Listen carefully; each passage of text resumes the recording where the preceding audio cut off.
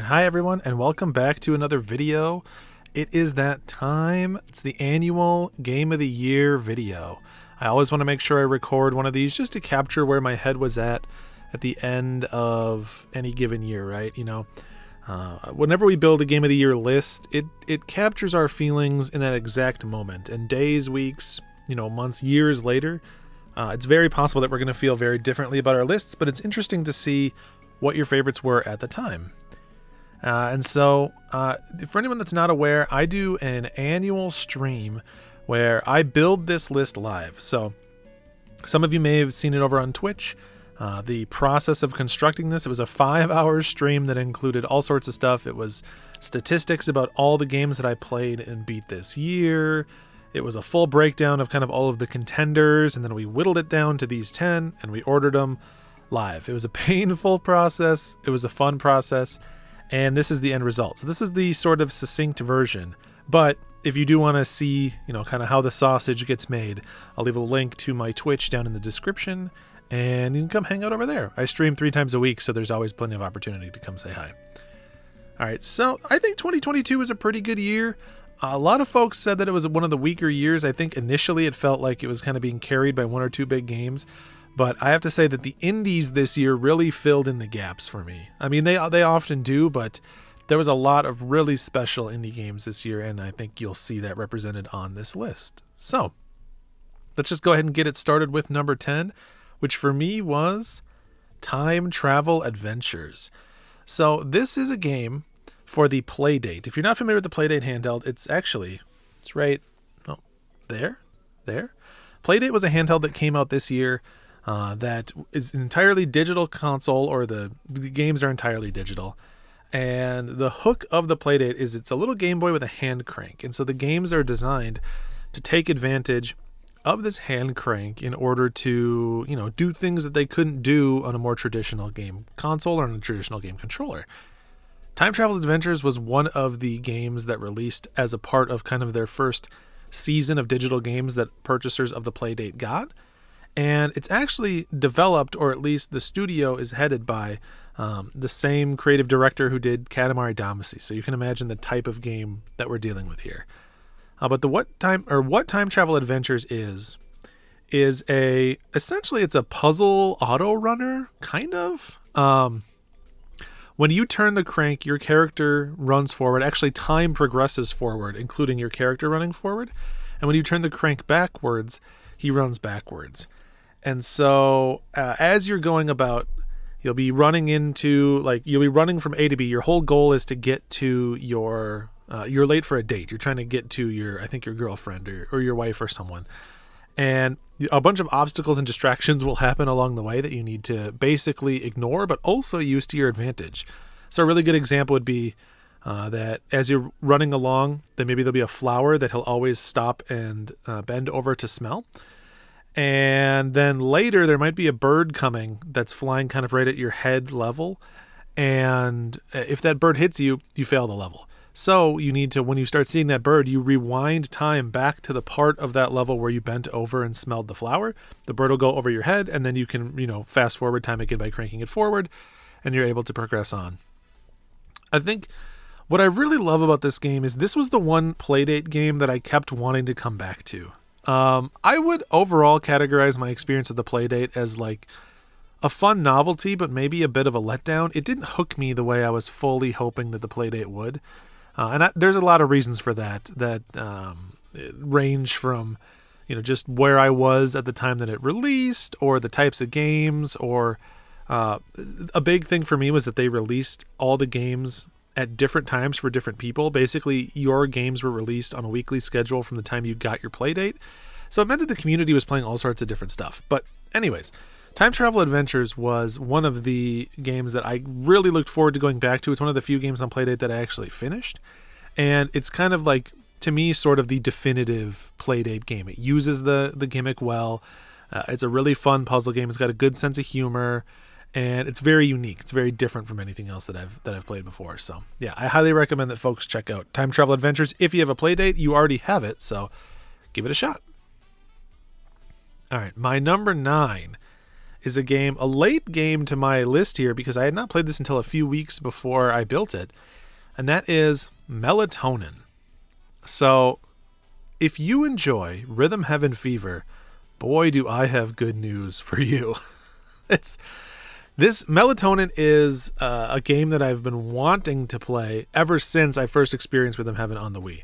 So, I mean, we can't explain what the game plays like. It is very similar to Rhythm Heaven in that it is a rhythm-based kind of just like timing game. And you'll be hearing music and you'll be seeing something happening on the screen, and you'll need to press a button. Usually it'll be like A or I play it on a controller, so it's sometimes the shoulders, the triggers, in time with the music. And then you'll start losing a lot of times your visual cue on what you need to do, and you'll just be kind of playing by ear and by sort of the action that's happening on screen. And what I love about Melatonin is that it takes that concept and that type of game and it puts it into an aesthetic and into like a vibe that I really resonate with. The music in Melatonin is like a full soundtrack of music that I would happily listen to outside of the game itself. I think they did a phenomenal job basically making it like a little more upbeat version, or like a little more energetic version of like the lo-fi beats to chill and relax to. It's that type of thing. But Melatonin is, I think, a little bit of a sleeper. Not a lot of people are talking about it, and I'm telling you now, it's a game that you really should be checking out. All right. Number 8, I always wish I could play more RPGs, and it just seems like it doesn't often happen. But one that I did have the opportunity to play this year that I really loved was Live Alive. So this is a game that came out on the Super Famicom many, many years ago, but just this year kind of got the HD 2D treatment, right? They put it into that Octopath engine, made it beautiful, gave it a fresh coat of paint, and finally it got an English release, which was really cool. The structure of Live Alive is perfect for someone that feels like they don't have time for a lot of RPGs. It is essentially a short story collection for RPG fans. Each of the different characters that you play, I think there's 7 of them in total, you can you play through their story. They're all 2 to 3 hour, like kind of self-contained stories. They are full stories. They have a beginning, a middle, and an end. And then there's also kind of like a larger narrative that wraps around all of that stuff too. But it means that you always have kind of the opportunity to play through one whole RPG in short story form, either in like 1 or 2 sittings. And then they do a really good job of having, well, a base combat system that is really fun. It's a turn-based system that uses kind of this grid. It's a static grid. It's not something like a Final Fantasy Tactics or anything, but it does mean that your moves have sort of like range, and position is relevant, and you can move characters around with certain moves and things like that, which is really cool. And then each of the different chapters has its own spin on that gameplay, and some of them are pretty drastic. One of them, is you have the ability to sort of like craft different items. One of them has a stealth component to it. One of the campaigns, you're on kind of like a timer across the entirety of the level. Think like Majora's Mask. You have to do something before the end of this clock that's always ticking down. There's one campaign that doesn't even have any combat. It's just basically like a 16-bit JRPG retelling / alternative world version of Alien. It's just, there's so much variety, so much character packed into it, and each of the individual scenarios, with very few exceptions, was fun and kept me interested the whole way through. It was just a really cozy RPG. The whole thing takes about 25 hours or so to get through, and you'll have a good time the whole way. One criticism I will say about it is it's pretty easy for most of the games. So if you're someone that likes challenge in an RPG, just know that for a lot of these, the fights are a bit of a cakewalk, but that does not stay true the entire game. There's some optional fights in some of the later dungeons and stuff are pretty tough. All right. Number 7, one of the most joyful games on this list, Kirby and the Forgotten Land. I have, since I played Kirby and the Crystal Shards, been waiting for a 3D Kirby game, or at least another Kirby game that captures the same charm as Crystal Shards. And while I don't think Forgotten Land quite hits that level, I don't think it's quite up to that point, I do think that Kirby and the Forgotten Land is the best Kirby game to come out in a very long time. And I honestly, I could see it over time becoming my favorite Kirby game. It's certainly in the top 3 right now. But they took the format that has been working so well for some of the more recent Mario games, Mario 3D World and 3D Land, and they put Kirby into that in a way that seems like it was kind of always a natural fit. This doesn't seem like something that they shoehorned Kirby into. It feels like a direction that they kind of always wanted the character to go, which is interesting because so much of Kirby's moveset is sort of like inherently 2D focused. But Kirby's one of the few games that I did like 100% of everything in. This year, I was addicted to it. I wanted to make sure I collected every single thing. I fought all the optional bosses. There's an upgrade system, and I fully upgraded Kirby in it. I did all of it, even like the slot machine to get like the little collectible figures and stuff like that. And the whole time, it was just a big joyous smile on my face, right? I couldn't get enough, and when it was done, I was like, satisfied. It was like a good meal, hearty. So I highly recommend you check out Kirby if you have a Switch. It is one of the better first-party Nintendo games that I've played in a while, and I hope that the series continues in that direction. I think they did a really good job. All right. Number 6. Easily the most addicting game on this list. Marvel Snap. I was a massive Hearthstone fan. I still am a massive Hearthstone fan. That's something that I don't talk about too much on my YouTube channel, but I was a big Hearthstone fan and played it for years. Some of the development staff from Marvel Snap, notably the creative director Ben Brode, he split off, formed a new studio, and that studio ended up making this game, Marvel Snap. And it's not anything like Hearthstone. The developers are really the main reason to make that comparison point, but it has that same addicting quality. It has that same one more game aspect to it that I loved about Hearthstone. So what Marvel Snap's like sort of core setup is there's 3 locations that you're fighting for over 6 turns. Every match is always 6 turns. And you play cards that have different power levels and different effects to try to build up the power level at one of those 3 locations. And at the end of the match, at the end of those 6 turns, whoever has 2 out of the 3 locations that they've won, they are the winner and they win the round. Rounds take 2 or 3 minutes, and then you're on to the next one. And there's no game more than Marvel Snap that I just could not resist just pressing one more time. I would finish a match and I'd hit start game or I'd hit like find opponent before I even realized what was going on. I have, between the mobile version and the Steam version, I've probably put, 100 hours into this game, maybe? And again, in 2 to 3 minute chunks, that's just crazy. I still play this daily. I love my time with it, and it is a really good card game that I'd love to see the direction of moving forward. I hope that it kind of sticks and gets a bit of a community behind it, because I'd like to see how it could travel long term. I mean, I do have some, I could point out some criticisms about the way that it's monetized or the rates at which you unlock cards and how that happens. But I want to focus on the positives here and just say that I think that as a game, its core structure is incredibly solid, and it's in a great position to clean out and iron out those other aspects and move forward as like one of the best card games ever released. So yeah, very cool. If you're a fan of card games at all, check out Marvel Snap. All right. My favorite 3D platformer in a long time, edged out Kirby here. Tinykin comes in at number 5. What a joyous game Tinykin is. Tinykin is kind of, in many ways, everything I want out of a 3D platformer. It is big, beautiful, open levels. Think like Super Mario 64 style, where you walk into a level and you can kind of like head in any direction you want. It's not A to B. It's not like a hallway. It's not structured. Big, beautiful, open levels that you can see all of at all times. Like, the draw distance is amazing. You can probably have guessed from the name Tinykin, but you play as a very, very small little, I think you're a human, very small human, and you're exploring this house from the early 90s. So each of the like worlds is a different level in the house, a bedroom, a kitchen, a living room, stuff like that.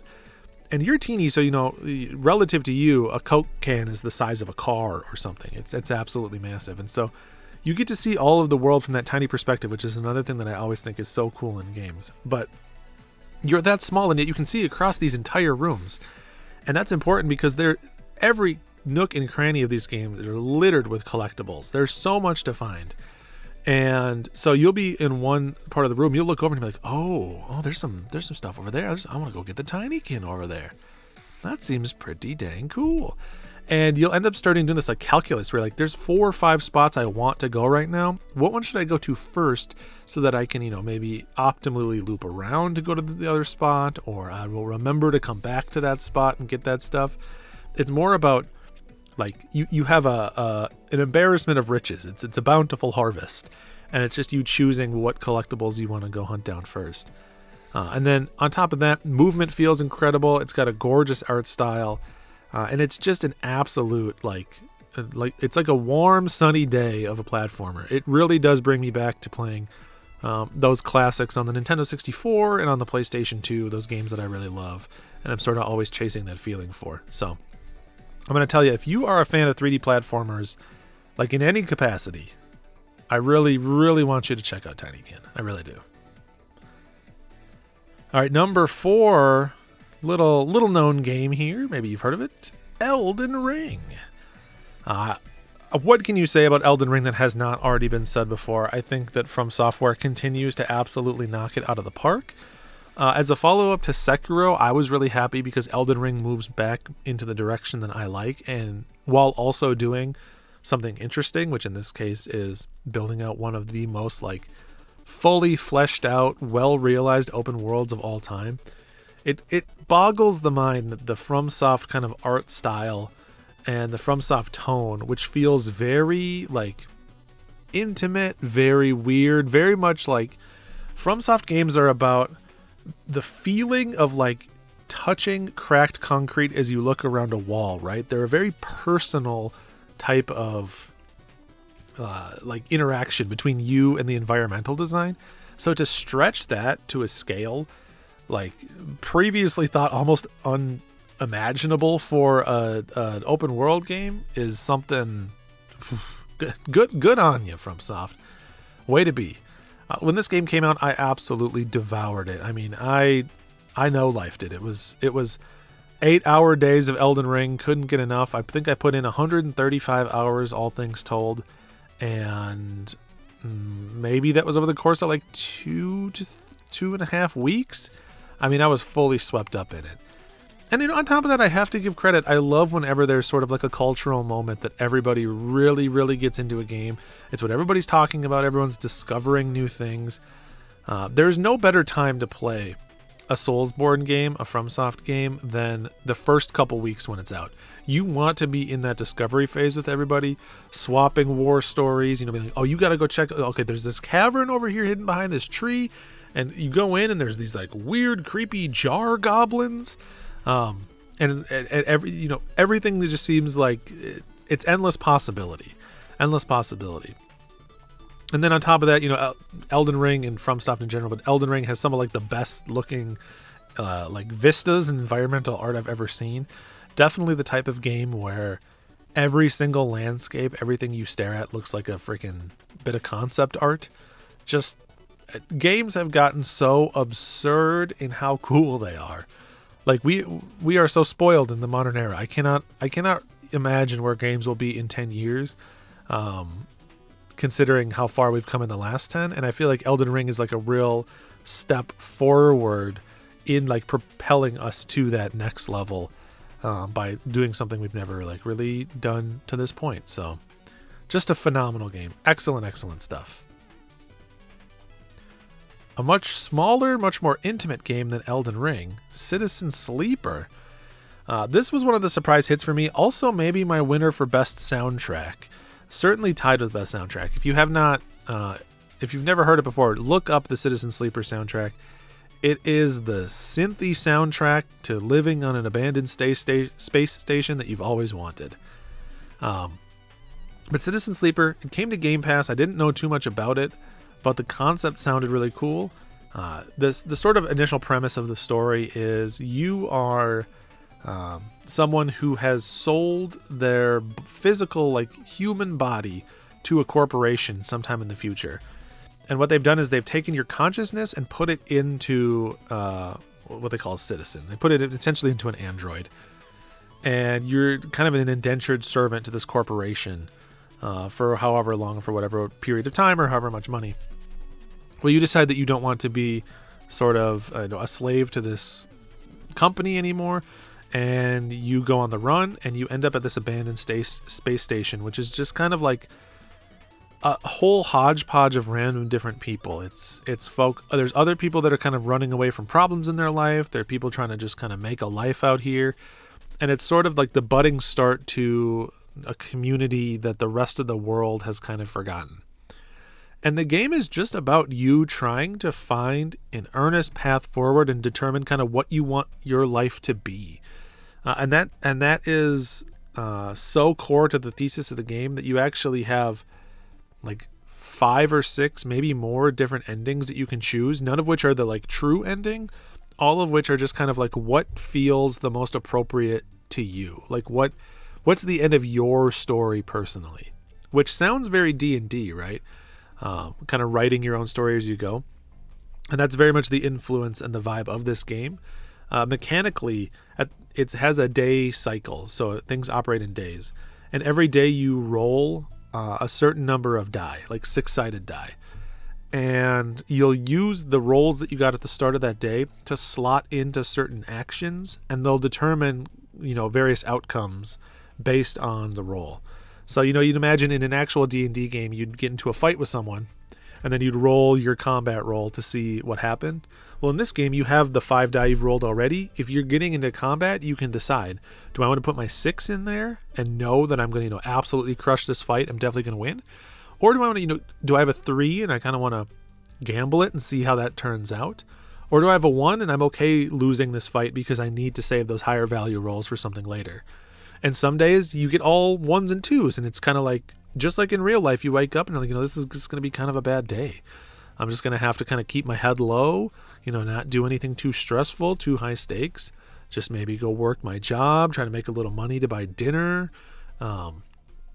Just a phenomenal marriage of the mechanics with the gameplay, or the mechanics with the story. And I think that it tells one of the best stories of this year, maybe the best story of this year, honestly, and does it in a way where it still gives the player a lot of agency, which I really, really respect. So please check out Citizen Sleeper. Number 2, the award for coolest game this year, Neon White. I love Neon White. Man, this is another game. Go look up the soundtrack to Neon White. If that does not get your blood pumping, I do not know what to tell you. But I do a fair amount of speedrunning, or at least I have in the recent past. And Neon White feels like it preys on every speedrunning addiction I have in the best possible way. It is like really tight, really focused levels that are all about speed, all about shaving down a little bit of time. It's a leaderboard game through and through. The whole goal is for you to see what times all of your friends got on each individual level, and try to shave off literal frames, tenths of a second, if not less. You're always like strategizing, I think I could barely cut this corner. I could use this weapon in a slightly different way, and I'd be able to, optimally get through this stage. And then you pair that with this like bright, colorful, beautiful art style. The environments are not like very like high fidelity, compared to an Elden Ring. This looks like a PS2 game, but the use of color and the simple geometry serves the purpose of the game, which is you being able to react very quickly, understand and digest the environments around you, and make snap decisions about where you're going to go and how you're going to move. And then, what really sold this game for me on top of that is just getting into rivalries with my friends. I mean, me and my buddy Matt Cool, I was streaming this game when it first came out, and he was literally in real time beating my times, and I'd be on stream, I'd look at the leaderboard, I'd see that he beat me, I'd spend 25 minutes grinding that time back down, I'd take it back from him, and then he'd go take it back from me. We had such a good back and forth. It was some of the most fun kind of like asynchronous communal gaming in that way. I had family members telling me that, oh my god, your time on this is so absurd, how did you ever do it? And then I had other people rubbing my nose in it when I ended up losing to them. It was just so much fun. And the fact that this is the same developer that did Donut County, what an absolute vibe shift. What a cool pivot. It's like if you want the vibe of like hip 90s anime meets speedrunning first-person Quake, well, here you go, and God, is it awesome. So fun. All right, drum roll. Time for the number one game. It is Tunic. Oh my gosh, do I love Tunic. Rare is a game that comes along that I feel like so perfectly captures like exactly what I want out of games. This is my favorite indie game that I've played in a while, maybe since Outer Wilds. I don't know. I mean, Neon White is certainly very good too, as a Citizen Sleeper, but Tunic is a game that I can give you the premise for, but the less I say about it, the better off you're going to be, because the entire like foundation of what makes Tunic good is discovery. It is learning for yourself and building on your knowledge to find new problems and new solutions. But at its core, you play as this tiny fox. You know, it's very much, think like Link's Awakening, maybe. It is, you know, it has Zelda energy. You have a sword, you have a shield. You wake up on this island, and you are given no context, no instruction. You just start wandering through the world, trying to figure out what you need to do. You know, your early objective you learn is you need to ring these 2 bell towers. Not going to get into why or how, but you need to ring these 2 bell towers, and then from there, the game kind of just like spirals, and you go in all sorts of crazy places and do all sorts of crazy things. And the big kind of like marketable hook, and probably one of the reasons this game is so meaningful to me, is the instruction booklet. One of the collectibles that you find in-game is pages from an in-game instruction booklet that looks identical to an instruction booklet you'd get in an NES game. I mean, it is very much calling back to like the original Legend of Zelda, but the language that the manual is written in is one that you can't read or interpret. So all you can do is find these torn pages, you know, ripped out of context, and just based on the pictures and things in the manual, start to infer information about the world. And it's cool because you start teaching yourself, you know, moves that you didn't know you could do that you always had access to once you find those pages. But then on top of that, in the actual in-game manual, there's like ballpoint pen writing from someone who had previously obviously had this game. And so you'll start being like, oh, well, on the notes section, they made this little note. I wonder what that means. Or on the map, they circled this and put a question mark. Maybe I should go look where that is. And it somehow they managed to capture that feeling of, you know, being a young kid and buying a pre-owned game or renting a game for the weekend, and you're on the car ride home and you're reading the manual in the back of your parents' car, and you're flipping through it and you see kind of like the rabbit-eared pages and all the old writing from people that had played it previously, you know, passwords and stuff like that. That is a feeling that is gone these days, right?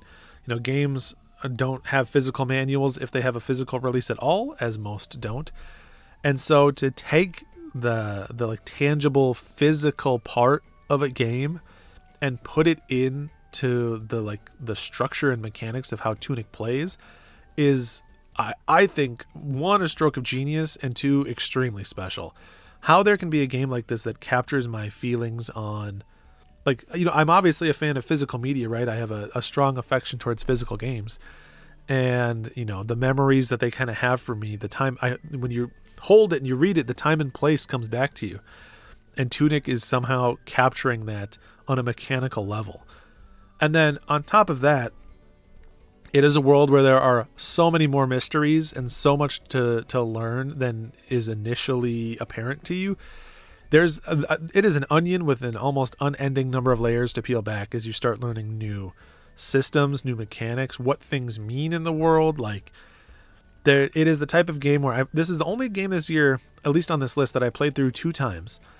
And your second playthrough is entirely different from your first playthrough because you just know more. You don't need to unlock abilities and things. Like, you just have context for the world that, like, completely upends the structure as you know it and makes it an entirely different experience playing through it. So yeah, I think Tunic is great. It is a game that gets better with time. So if you play it and you're liking it, but you're not sure you want to stick through it, keep going. It just keeps getting better until it ends, and then you are crying because you wish that you could play more of it. It is really great. And that is my top 10. What a great year for games. I mean, this was a hard year. There was a lot of things that got cut off this list that I would have liked to see up here. Immortality, God of War Ragnarok, The Looker, Stray, tons of other great games that were, the 11 through 15 was just as strong as the 5 through 10 in this year. I think it was pretty damn close, but these are the games that resonated most with me, kind of speak most to my tastes, or that I had the most fun with. So 2022 has been a great year. I will look back on it fondly as a good year for games and kind of a good year overall for me. And I would love to know, for all of you, what games resonated with you the most? What was your favorite from the year? Are there any that you wished you had played? What did 2022 look like for you? I'm looking forward to 2023. I have some fun stuff coming up on the channel. I will definitely keep making videos. So stay tuned, and I'll keep streaming, so you can check out the Twitch page in the description. But beyond that, thank you so much for everyone who joined the channel this year. A lot of new subscribers from the Game Room Tour. I really appreciate that. And I hope everyone sticks around and, finds some new games to love, or we can have some good conversations about video games, because that's what it's all about. So thanks all. We'll chat again soon. Here's to 2023.